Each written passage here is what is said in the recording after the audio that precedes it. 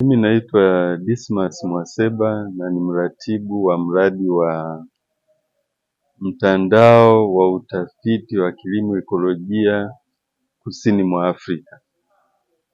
Kwa Kiingereza ni RANES, Regional Network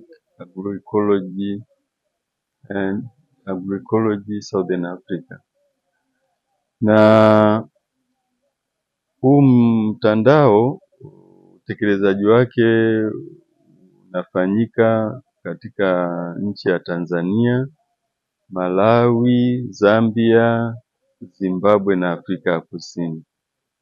Na malengo yake ya mtandao kama nilivyosema, ambao ni mtandao wa utafiti wa kilimo ekolojia kusini mwa Afrika ni kuendeleza kilimo ekolojia kupitia utafiti, kupitia mafunzo, kupitia sera na pia kuhakikisha kwamba matokeo ya utafiti yanawafikia walengwa ambao wengi hasa ni wakulima. Kwa hiyo siku ya leo warsha hii imefanyika ili kupokea matokeo ya upembuzi wa sera mbalimbali za kilimo ekolojia nchini Tanzania, ili kuweza wadau waweze kuyajadili hayo matokeo na kutoa mapendekezo namna bora ya kuboresha sera zinazohusu kilimo ekolojia nchini Tanzania. Na walioalikwa ni wadau mbalimbali ambao wanawakilisha wakulima, watafiti kutoka taasisi za utafiti za umma, wawakilishi kutoka wizarani, Wizara ya Kilimo, Wizara ya Mifugo na wale kutoka asasi za kiraia. Hatujasema kwamba kilimo cha kutegemea kemikali kiachwe. Tunachosema ni kwamba kilimo cha kutegemea kemikali nacho pia kina misingi yake, lakini tunaona kwamba misingi hiyo saa nyingine zipo. Unakuta labda Kiswahili inaitwa nini, recommendation inasema labda kwamba weka dawa sumu hii labda mara moja katika wiki 3. Mkulima baada ya kuweka mara moja katika wiki 3 anaweka mara 3 katika wiki moja.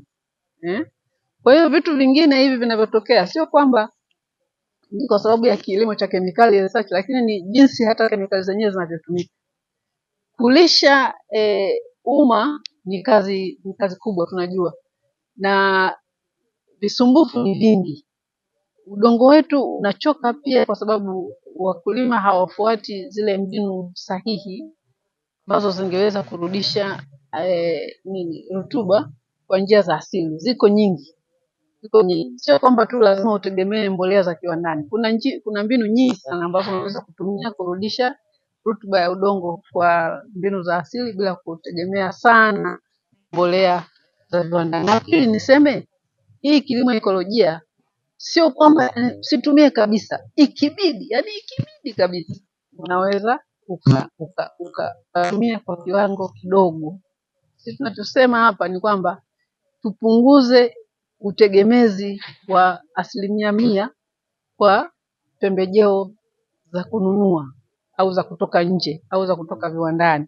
Tuweza kuangalia na katika mazingira yetu ni vitu gani tunaweza kuvifanya na tukaweza kuzalisha.